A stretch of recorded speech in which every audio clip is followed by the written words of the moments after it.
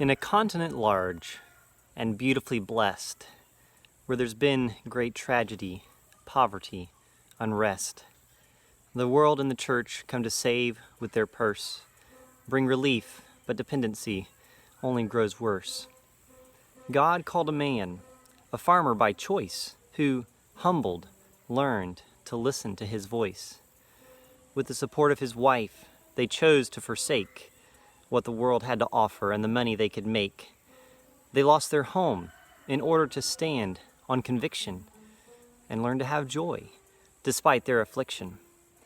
He was given a job on a farm by a woman and a note that he would be like a well-watered garden. When profit was down and soil washed away, he went to the bush and sat down to pray. "Teach me how to farm." His father knew how.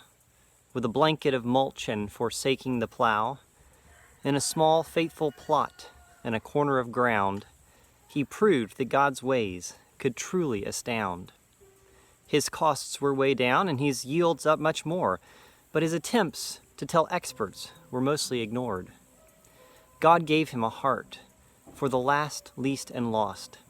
He set out to serve them no matter the cost. For decades he toiled, teaching farming God's way, despite another lost farm and much work without pay.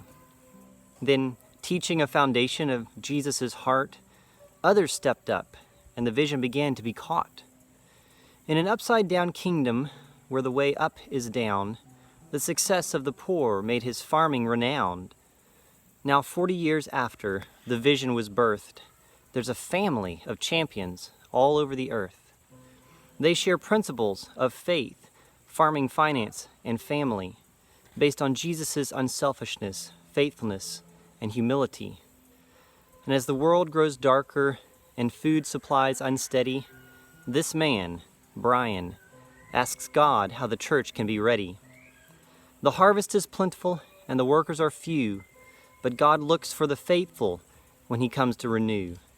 And the seeds this man has faithfully sown will not fail to produce when they are fully grown.